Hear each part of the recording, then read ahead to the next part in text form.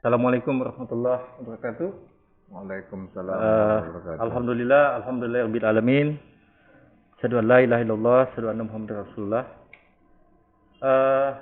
Pemirsa PPKIA TV yang kami muliakan, alhamdulillah pada kesempatan ini kita kedatangan narasumber yang sangat spesial sekali buat kita. Di tengah kesibukan beliau memimpin kota ini, di tengah kesibukan beliau menjalankan ibadah puasa, alhamdulillah beliau dapat hadir dengan kita di kesempatan ini, dan kita akan manfaatkan momen ini dalam rangka Hari Pendidikan Nasional. Dan alhamdulillah di hadapan saya sudah ada Wali Kota Tarakan, Bapak Dr. Haji Hairul MKes.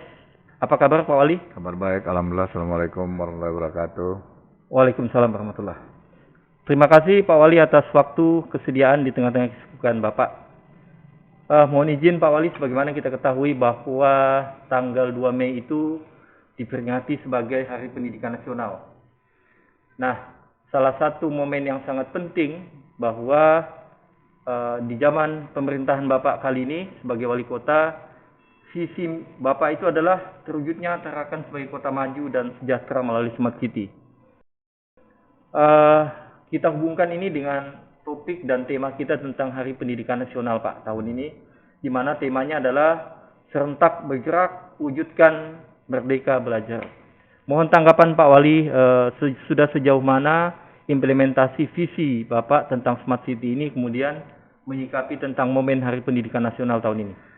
Iya, jadi saya kira bahwa ini sangat-sangat relevan ya. Jadi sangat relevan, bersinergi. Saya kira bahwa gagasan dari Pak Menteri Pendidikan serentak menuju ke Merdeka Belajar, di mana bahwa Merdeka Belajar ini kan mahasiswa itu tidak hanya di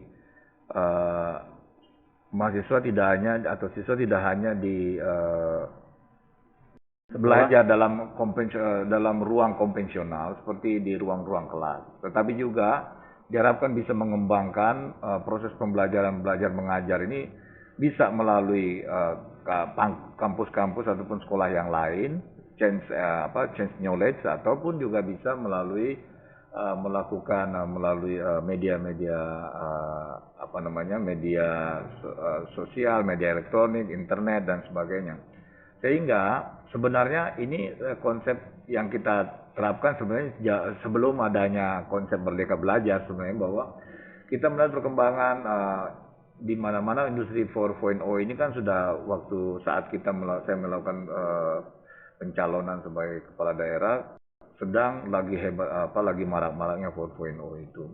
Sehingga dalam pemikiran kita bahwa ke depan ini apapun pasti akan sangat tergantung pada information technology. Jadi IT itu akan sangat berperan sekali. Dan terbukti memang bahwa apalagi dengan pandemi COVID-19 ternyata bahwa IT itu sangat memegang peran sekali. Yang dulu kita melihat kalau dulu orang kuliah di mana, di universitas terbuka, kayaknya gengsinya itu rendah banget begitu ya. Tapi sekarang kan hampir semua terbuka, sudah universitas terbuka sekarang. Jadi sebenarnya Merdeka Belajar yang diterapkan menjadi tagline dari Kementerian Pendidikan Kebudayaan yang sekarang ini sebenarnya itu kan sudah diterapkan oleh universitas terbuka jauh beberapa puluh tahun yang lalu. Jadi dan kita sendiri dulu menganggap bahwa sebuah tabu kalau kita belajar itu tidak pernah ketemu guru, tidak pernah ketemu dosen, tidak pernah ketemu sekolah. Tapi akhirnya kita dipaksa oleh COVID. Ternyata kita semua sudah menikmati itu.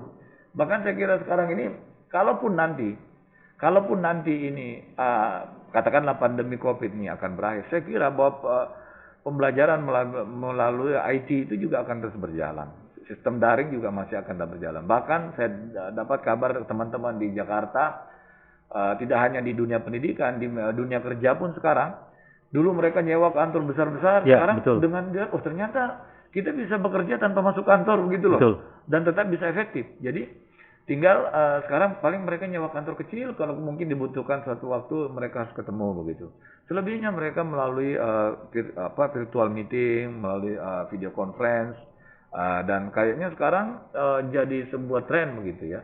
yang dulu saya bilang bahwa kampus itu menganggap kalau kita belajar tidak ketemu guru, tidak ketemu dosen, tidak ketemu sekolah itu kayaknya kelasnya di bawah begitu.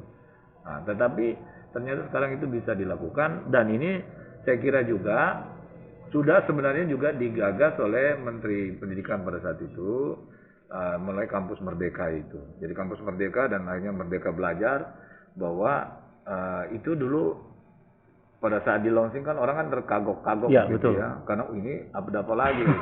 Tapi akhirnya dengan adanya pandemi COVID-19 kayaknya program Merdeka Belajar itu lebih cepat terwujud begitu. Karena memang hampir semua sekarang kita belajarnya memang seperti itu, bisa belajar dari mana saja, melalui kampus mana saja, bahkan kita bisa juga mengikuti pembelajaran di kampus di luar negeri pun bisa kita ikuti melalui video conference. Baik, menarik apa yang Pak Wali jelaskan tadi. Nah, hubungannya dengan Smart City, Pak Wali.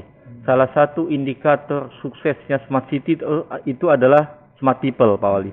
Bagaimana Pak Wali melihat perjalanan Smart City di kota ini yang kemudian kita sinergikan dengan kondisi menuju ke masyarakat yang Smart People tadi, Pak Wali? Iya, jadi indikator Smart City kan ya tadi ada 6 ya. Salah Ada satunya 6. adalah Salah Smart satunya People. Smart. Smart People ini ya masyarakat yang cerdas. Masyarakat yang cerdas ini masyarakat yang smart itu tentu tidak bisa lahir begitu saja. Harus harus didorong, harus diarahkan. Nah, termasuk juga di dalam sistem pendidikan kita. Jadi kalau ingin mencapai Smart People, 8 standar nasional pendidikan harus disiapkan. Ya, jadi mulai dari ketenagaan, ya ketenagaan ini menyangkut baik tenaga pendidik maupun non pendidik juga, non kependidikan termasuk juga bahkan yang paling penting juga kepala sekolah juga memegang peran penting. Ya, jadi the leader di sekolah itu sangat memegang penting. Nah, yang kedua sarana prasarana. Ya kalau sarananya nggak mencukupi, mereka juga nggak bisa ditopang, misalnya ruang kelasnya tidak ada, belajarnya tidak teratur, ya itu juga saya kira juga akan sangat mempengaruhi terhadap terwujudnya Smart People tadi. Termasuk sebenarnya yang lain adalah kurikulum, ya kurikulum. Kurikulum ini menjadi penting. Ya. Ada guru, ada sarana, kurikulumnya nggak bagus, nggak benar, nggak tercapai juga. Oleh karena itu kita juga berusaha di Tarakan ini membuat kurikulum lokal juga. Jadi muatan lokal juga tetap kita upayakan. Bahkan sekarang kita dorong sekolah-sekolah itu untuk membuat branding sendiri. Jadi setiap sekolah punya keunggulan. Walaupun sekarang tidak lagi namanya international school, tetapi setiap sekolah kita dorong untuk mempunyai keunggulan. Dia punya branding sendiri. Misalnya sekolah berwawasan lingkungan, sekolah ramah anak, atau sekolah bahkan sekolah tahfiz Al-Quran. Ada begitu. Dan beberapa branding mereka bikin, dan itu adalah bagian sebenarnya untuk mendorong untuk mengakomodir tadi kebutuhan lokal tadi. Jadi Smart People di Tarakan ini kita berusaha dorong tadi dari segi itu tadi. Nah, kalau kita bicara tentang semua itu ya balik lagi kepada dana itu. Sampai sejauh mana supporting pemerintah kepada dunia pendidikan. Kita alhamdulillah sampai sekarang kalau Sisdiknas undang-undang Sisdiknas itu mensyaratkan 20%, kita sekarang pada posisi 28%. Ya, jadi kita udah jauh di atas standar nasional sebenarnya. Dan seperti misalnya kita melihat kepemenuhan guru ya. Walaupun bukan guru PNS, guru honor. Tetapi kan dia juga butuh standar hidup yang layak. Oleh karena itu, saya kan miris waktu saya lihat masuk jadi wali kota. Satu sekolah itu beda-beda. Ada yang dapat gurunya 500.000, ada yang 150.000, ada yang 300.000. Tergantung belas kasihan dari orang tua murid. Betul. Urunan melalui komite sekolah. Itu kita hilangkan semua. Jadi nggak ada lagi sekarang itu dianggarkan melalui APBD kita. Kita buat standar yang sama. Guru sekarang honor pun bisa terima, ya take home pay-nya bisa sampai 3 jutaan juga sekarang. Tidak ada lagi yang terima itu 500.000 sekarang guru. Bagaimana orang mau mengajar dengan baik kalau dia harus mikirin dapurnya dan sebagainya. Betul. Jadi termasuk juga mengenai prasarana ya harus disupporting dengan anggaran. Jadi tidak bisa kita bicara tentang tentang perbaikan kualitas pendidikan tanpa ditopang oleh anggaran. Nah, itu sudah kita lakukan. Bahkan ya sekali di sini pun juga sekolah-sekolah swasta pun kita backup juga dengan DOP, Daya Operasional Pendidikan. Terus ada juga insentif untuk guru-guru juga kita berikan, sekolah swasta juga kita berikan, karena mereka kita anggap sekolah swasta pun itu berperan di dalam mendidik anak bangsa. Karena yang dididik di sana kan anak-anak bangsa Betul, Pak semua, Wali. anak-anak Ya. masyarakat, sehingga ya tentu juga kita backup, kita dorong itu. Nah, itu yang kami lakukan selama 2 tahun ini, termasuk tadi misalnya bagaimana membuat akses pendidikan lebih luas. Contoh kita ambil, pendidikan kita memang udah gratis. Tetapi anak-anak ini suka tidak suka diakui bahwa masih ada orang miskin di kota ini. Ya. Bahkan menurut data kita kan sekarang kan naik dengan COVID-19 Ya, mungkin dengan menjadi COVID 6%. ada kenaikan. 6% itu kalau jumlah penduduk kita 240.000 sekarang ini berarti kira-kira 13 ribuan. 13 ribu ini, dan pasti ya sebagian juga anak usia sekolah ini, kita juga melihat bahwa setiap tahun tuh ada anak-anak mungkin yang masuk ya khususnya di level yang kewenangan kota ini SD SMP aja mungkin ada sekitar sampai 2 ribuan yang ya sekolahnya gratis tetapi dia tidak mampu membeli pakaian seragam sekolah dan sebagainya. Ini pun juga kita backup dengan beasiswa untuk anak tidak mampu. Dan itu kita bekerja sama juga dengan Basnas supaya jangkauannya bisa lebih banyak. Ya. Termasuk juga misalnya bagaimana supaya anak-anak juga punya minat untuk berprestasi. Untuk ini yang kita dorong anak-anak yang berprestasi juara 1, 2, 3 kita kasih apresiasi penghargaan begitu ya. Ini kan upaya-upaya kita semua di dalam rangka tadi Smart People itu. Bagaimana yang menyiapkan akses yang seluas-luasnya. Akses ini tidak hanya akses di dalam akses infrastruktur, tetapi juga akses di dalam pendanaan supaya dunia pendidikan ini betul-betul bisa bergerak. Karena jujur kalau di pemerintahan di pemerintah ini pendidikan kan masuk di public goods ya. Public goods betul. itu menjadi kewajiban negara. Jadi memang tidak mengharapkan keuntungan. Keluar ya ratusan miliar kita keluar setiap tahun untuk pendidikan itu, tapi itu kan bagian investasi masa depan yang kita lakukan. Baik, terima kasih Pak Wali. Sebelum kita tutup segmen ini Pak Wali, ada satu pertanyaan Pak Wali. Bahwa untuk mewujudkan Smart People itu tidak bisa hanya pemerintah jalan sendiri Pak Wali. Semua komponen masyarakat yang ada perlu untuk mendukung itu. Nah, selama Pak Wali menjabat, sepengetahuan Bapak, sudah sejauh mana kontribusi masyarakat, dunia usaha, dunia industri dalam mewujudkan Smart City, salah satu indikator Smart People tadi Pak Wali? Ya, jadi kalau kita lihat, ya seperti tadi disampaikan bahwa walaupun anggaran pendidikan kita juga sudah cukup besar, ya, sudah cukup besar, tetapi sekali lagi bahwa tentu bahwa untuk sebuah pendidikan yang berkualitas tentu memang harusnya anggarannya lebih besar lagi. Dan itu tidak mungkin ditanggulangi oleh pemerintah sendiri, ansih pemerintah pusat maupun pemerintah daerah. Sehingga kita memang harus di backup oleh dunia usaha juga, termasuk oleh masyarakat secara keseluruhan. Dan kalau kita lihat di Tarakan, alhamdulillah saya kira bahwa pergerakan dari katakanlah di sektor swasta juga, dunia pendidikan swasta juga banyak yang juga tumbuh baik, dan itu saya kira sebenarnya menjadi private good, karena kadang-kadang memang yang masuk ke situ ya orang-orang yang mampu membayar ya. Tapi ini bagian juga mereka bahwa sudah cukup berkontribusi besar di dalam penciptaan Smart People tadi. Termasuk di dalam misalnya CSR perusahaan juga sekarang banyak yang mengarahkan CSR-nya ke dunia pendidikan. Ya, dunia pendidikan ini tidak hanya dalam bentuk fisik, tetapi dalam bentuk juga supporting pelatihan-pelatihan baik formal maupun informal. Dan saya kira ini adalah sebuah indikator yang cukup baik. Ya. Dan sekarang pun orang semua kalau udah bicara semuanya bicara tentang Smart People. Betul. Perbankan juga kalau bicara ini Pak Wali, ini adalah bagian dari Smart People, misalnya cashless dan sebagainya. Ini adalah bagian dari Smart People, Smart City. Jadi kalau kita lihat bahwa saat ini mayoritas masyarakat Tarakan sudah mulai terpapar dengan konsep Smart City itu. Mudah-mudahan kita ke depan ini bahwa pemahaman Smart City yang tadi bagaimana sih hidup menjadi lebih mudah, lebih gampang dengan tingkat kesejahteraan yang lebih tinggi, kan itu ending goal sebenarnya daripada Smart City. Mudah-mudahan bisa kita capai bersama. Dan saya hakul yakin dengan melihat pertumbuhan kota ini, termasuk juga pertumbuhan orang-orang terdidiknya. Karena kalau kita lihat di sini bahwa rata-rata usia usia sekolah itu kalau untuk di Tarakan sendiri kan sudah berkisar di angka 11 tahun lebih ya, 11,5, 11,9 begitu. Kita jauh di atas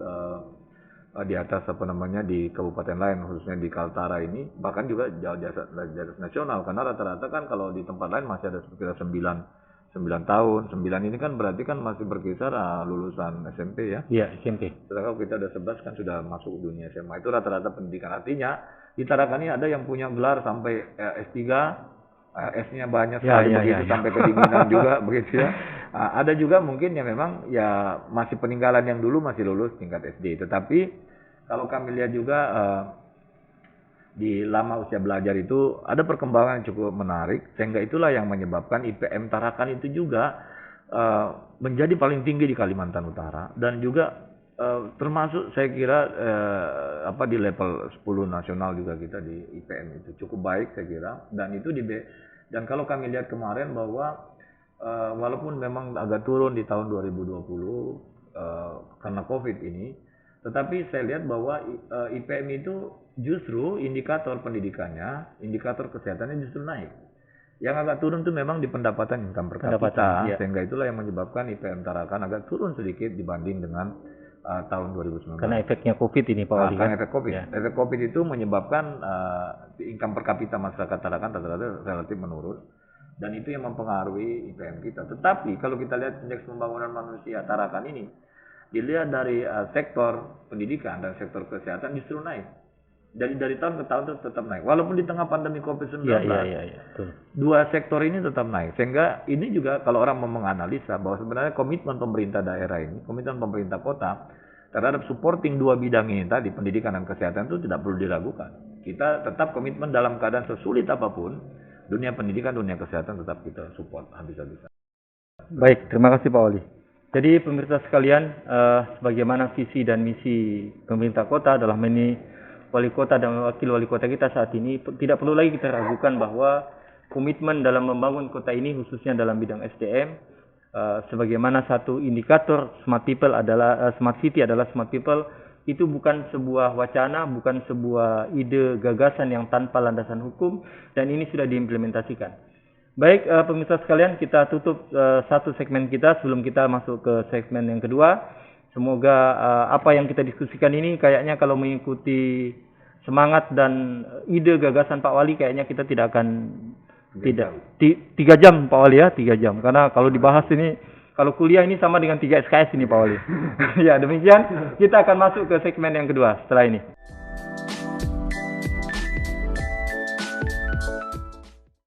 Terima kasih pemirsa sekalian, kita masuk ke segmen kedua, segmen penutup bersama tokoh kita spesial kali ini, wali kota kita, Bapak Dr. Haji Hairul MKes.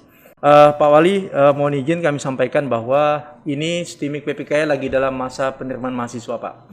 Jadi kita ini ada 3 prodi Pak, D3 Manajemen Informatika, S1 Sistem Informasi, dan S1 Teknik Informatika.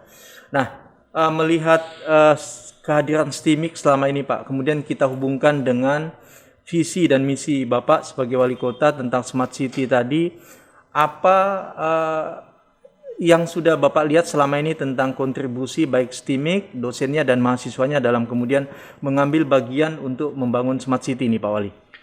Ya, jadi sejak kami menjabat ini pada 2019, yang pertama memang kita lakukan juga kan ada kerjasama kita dengan beberapa perguruan tinggi. Jadi beberapa perguruan tinggi ini termasuk dengan PPKIA, termasuk dengan Universitas Hasanuddin, termasuk juga dengan Brawijaya, Unair, itu kita lakukan kerjasama.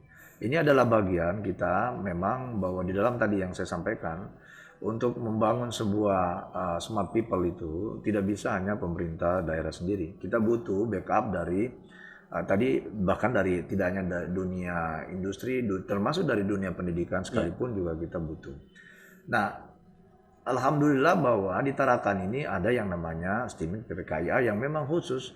Karena kita kalau bicara tentang Smart City ini, suka tidak suka walaupun indikatornya itu 6, lagi-lagi bahwa itu semua kalau mau melakukan kemudahan, karena intinya sebenarnya tujuan dari Smart City itu adalah bagaimana hidup itu menjadi lebih mudah, lebih nyaman. ya, lebih sejahtera.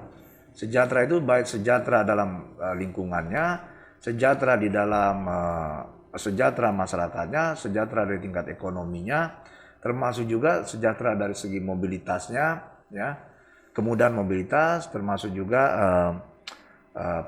pemerintahan yang akuntabel, transparan. Ternyata bahwa itu dibutuhkan alat bantu yang namanya teknologi informasi atau IT tadi. Ya. Nah, ya alhamdulillah di Tarakan ini kan ada yang STIMIK PKK yang khusus memang mengurusi tadi tentang IT, dan sebenarnya sebelum kita canangkan Smart City pun saya sudah melihat bahwa banyak lulusan-lulusan PPKIA yang bekerja di pemerintah kota khususnya. Walaupun apa dia tugas dulu izin belajar atau memang dia mahasiswa baru dan sekarang bekerja di pemerintah kota baik sebagai ASN maupun non ASN begitu. Dan sejak awal sebenarnya kita waktu kami di awal-awal pemerintahan kita sudah meminta bantuan dari PPKIA untuk mendrive beberapa katakanlah aplikasi jaringan yang tadi membantu mewujudkan Smart City secara cepat itu, dan cukup baik saya kira, cukup banyak kontribusi dari PPKIA, ya, dari dosen-dosennya termasuk juga dari mahasiswanya. Kerjasama kita yang selama ini sudah terbangun di dalam membangun sistem Smart City, termasuk juga membangun comment center dan sebagainya, itu kan selama ini kita sudah sama-sama PPKIA. Jadi untuk kita sebenarnya PPKIA itu sudah tidak perlu diragukan juga ya. Jadi saya kira memang selama ini dengan kehadiran PPKIA sangat mendukung, membantu percepatan terwujudnya tadi visi kita menjadi sebuah kota Smart City itu. Baik, terima kasih Pak Wali. Jadi sebagaimana yang disampaikan Pak Wali tadi bahwa STIMIK PPK tidak perlu diragukan lagi. Tapi ada harapan kami Pak Wali. Dengan adanya STIMIK PPK, adanya Smart City dan kita sudah melakukan kerjasama, mungkin kami minta masukan Pak Wali. Apa lagi yang perlu digenjot, apa lagi yang perlu kami maksimalkan sehingga nanti kerjasama ini bisa lebih maksimal, atau mungkin dari sisi mahasiswanya Pak Wali. Apa harapan Bapak mungkin tentang mahasiswa yang lebih nyata, lebih konkret dilihat mahasiswa apalagi suasana masih COVID ini Pak Wali? Ya, jadi kalau sebenarnya kan kita berharap bahwa sebenarnya seperti tadi peran dari lulusan perguruan tinggi ini di dalam, ya kita berharap bahwa lulusan yang keluar itu kan orang-orang yang pasti bisa langsung siap pakai begitu, ya, bukan siap latih. Ya, siap pakai. Siap pakai. Dan saya lihat bahwa kalau di PPKIA insya Allah siap pakai. Ya. Baik itu yang dari misalnya tadi manajemen informatika, D3. termasuk tadi untuk programmer dan sebagainya, itu jaringan saya kira udah orang-orang yang siap pakai. Itu udah kita lihat selama ini beberapa termasuk di beberapa pejabat kita, pejabat struktural maupun yang non struktural termasuk non ASN di pemerintah Kota Tarakan cukup memberikan menurut saya bahwa kualitasnya tidak perlu dilakukan. Dan ya tinggal sebenarnya kalau saya kira kalau PPKIA tinggal nanti juga terus kan ini kan perkembangan kan terus berkembang. Siap Pak. Betul. Tadi kita dulu berkutat-kutat dengan 4.0, sekarang kan udah masuk lagi 5.0 dan akan terus ini saya kira. Nah, sehingga bahwa memang tentu kita berharap dunia pendidikan ini mengikuti perkembangan ini untuk menyiapkan orang-orang ataupun sumber daya manusia yang siap pakai. Ya, jangan sampai nanti ini ketinggalan ya. Jadi nanti kalau dia masuk ke dunia kerja, malah nanti itu nggak bisa langsung siap kerja, malah dilatih lagi. Siap latih malah, bukan siap kerja. Bahkan bukan siap kerja. Nah, kebutuhan apalagi tadi untuk vokasi kan seperti D3, D3 dan sebagainya vokasi. Kan vokasi. Itu justru memang dibutuhkan, justru memang yang lebih banyak keterampilan.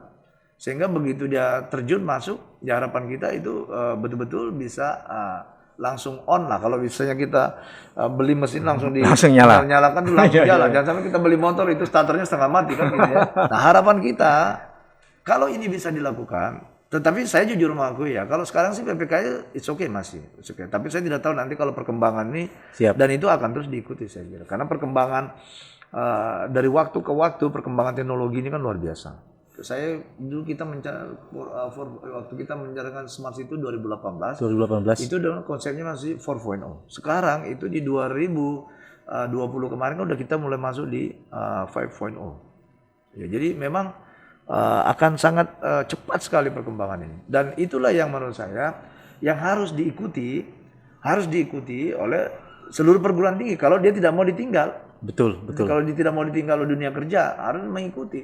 Jadi memang harus mau berubah. Berubah artinya harus terus mau belajar, memperbaiki, menyesuaikan dengan kebutuhan pasar. Jadi harus dibalik sekarang. Perguruan tinggi harus menyesuaikan pasar, bukan pasar yang harus menyesuaikan perguruan tinggi. Betul. Nah, oleh karena itu saya selalu mengingatkan, kalau teman-teman ya ada, biasanya saya diminta masukan saran kepada perguruan atau perguruan yang baru buka. Saran Bapak apa? Saya bilang, Bapak lihat pasar. Iya. Kalau Bapak mau orang banyak belajar di situ, lihat kebutuhan pasar itu apa. Ya, jangan Bapak hidup dengan dunia sendiri. Iya. Bapak ciptakan jurusan yang sebenarnya itu tidak diperlukan. Tidak dibutuhkan saat ini. dunia. Nah, Iya. mungkin masih 10 tahun ke depan. Yang kita justru butuh ya sekarang. Nah, saya kira untuk saat ini buat saya PPKI udah cukup oke ya. Nggak, itu artinya lulusannya dan kemarin pun kita ada beberapa kerjasama, saya kira sudah ya cukup memberikan harapan baik lah. Nah, mudah-mudahan saya kira bahwa ke depan ini dengan perkembangan teknologi yang terus berubah, yang mudah-mudahan harapan kita bahwa PPKI akan terus juga mengikuti perkembangan ini sehingga nanti tidak akan tertinggal. Yang kedua, bahwa tadi dalam rangka mewujudkan Smart City tentu juga lagi-lagi bahwa kita butuh, kami sekarang ini memang sedang gencar-gencarnya untuk bagaimana memanfaatkan sumber daya lokal ini. Ya, kalau ada orang kita di sini yang bisa, kenapa kita mesti pakai? Betul, Pak Wali. Jadi kami selalu seperti itu. Bahkan mohon maaf di beberapa perusahaan daerah pun yang misalnya Telkomda itu kan rata-rata ya orang-orang di sini lah. Jadi kita pakai untuk, tapi ternyata bagus saja, nggak ada masalah. Jadi, kita sebenarnya asal orangnya mau belajar, mau terus mengembangkan keilmuannya, saya kira pasti bisa. Soalnya pasti bisa. Baik, terima kasih Pak Wali. Pemirsa sekalian, tidak terasa waktu kita karena kita dibatasi oleh waktu. Pak Wali mohon izin sebelum kita tutup ini Pak Wali, semoga kita doakan Pak Wali ini semoga tetap sehat, sukses selalu Pak Wali. Amin. Ya, bersama keluarga tercinta, dan apalagi ini bulan Ramadan, semoga amal ibadah kita diterima Allah Subhanahu wa taala. Dan ini sudah finishing menjelang Ramadan Pak Wali. Ya. Jadi kami ucapkan selamat Idul Fitri, minal aidin wal faizin buat Pak Wali. Mohon izin Pak Wali sebelum kita tutup, closing statement Pak Wali, mungkin beberapa kata kalimat yang mau disampaikan sebagai closing statement. Silakan Pak. Jadi kalau ingin tetap bertahan, ya, siapapun itu ingin bertahan di dunia yang tidak pasti ini harus mau berubah.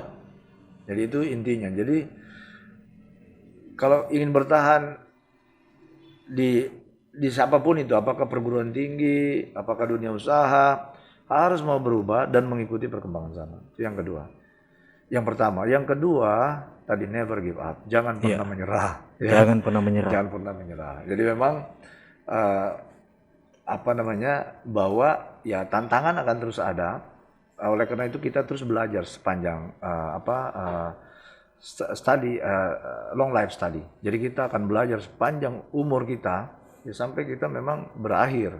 Karena kalau kita tidak belajar ya memang kita akan tertinggal. Sehingga belajar ya tadi bahwa untuk semua juga alumni mungkin ya itu harus diingatkan bahwa long life study ini harus terus dilakukan. Walaupun sudah lulus harus terus belajar, menambah ilmu dan sebagainya. Karena memang ya itulah yang membuat kita bisa bertahan di tengah dunia yang tidak pasti. Baik, terima kasih Pak Wali. Semoga sehat, sukses selalu Pak Wali. Pemirsa sekalian, demikian diskusi singkat kita dengan wali kota kita, Bapak Dr. Haji Hairul M.Kes. Dan nanti kita akan ketemu lagi di sesi lain, karena kata Pak Wali tidak cukup kalau tidak 3 jam. Nah, tadi ini baru setengah jam, jadi masih ada 2 jam setengah, nanti akan kita sambung di sesi lain. Terima kasih, semoga sehat, sukses selalu buat kita semua. Assalamualaikum warahmatullahi wabarakatuh. Salam.